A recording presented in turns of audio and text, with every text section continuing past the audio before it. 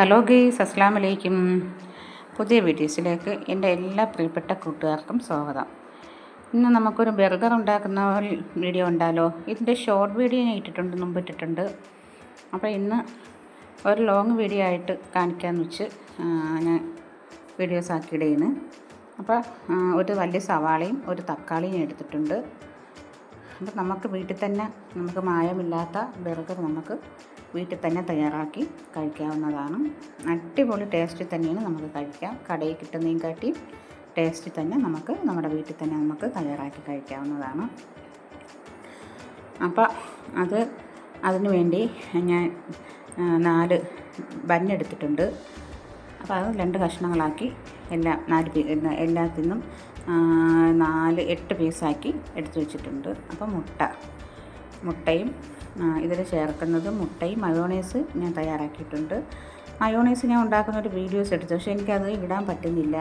അത് പ്രത്യേകമായിട്ട് ഞാനൊരു വീഡിയോസ് എടുത്തതാണ്. അതെനിക്ക് 3 ദിവസം കൊണ്ട് ഞാൻ ഇടാൻ പറ്റുന്നില്ല. എനിക്കറിയാൻ വയ്യ എന്താണെന്നുള്ളത്. മുട്ടയെല്ലാം നമുക്ക് ഓരോന്നായിട്ട് മൂപ്പിച്ചെടുക്കാം.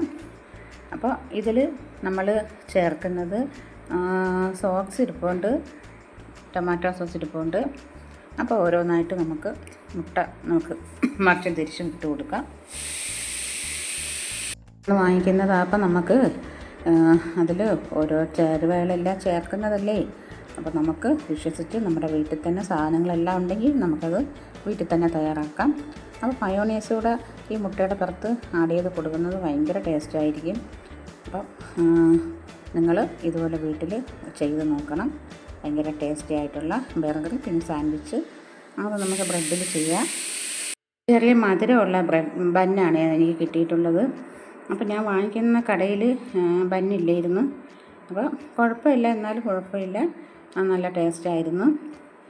അപ്പോൾ മോള് വന്നിട്ട് ആദ്യമായിട്ടാണ് അവൾക്ക് തയ്യാറാക്കി കൊടുക്കുന്നത്.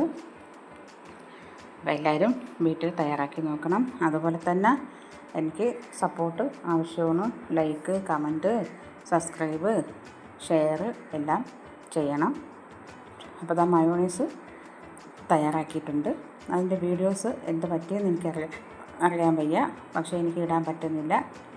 അപ്പോൾ ഓരോന്നായിട്ട് നമുക്കിനി തയ്യാറാക്കിയെടുക്കാം.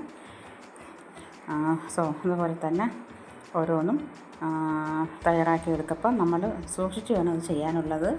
അത് പിരിഞ്ഞു പോകാത്ത രീതിക്ക് ഓരോന്നായിട്ട് നമ്മൾ അടുക്കി വെച്ച് കൊടുക്കണം. അപ്പോൾ നിങ്ങളും ഇതുപോലെ വീട്ടിൽ തയ്യാറാക്കണം, സപ്പോർട്ട് ചെയ്യണം. നാളത്തെ വീഡിയോ കാണാൻ വരുമേ. അസ്സലാമു അലൈക്കും.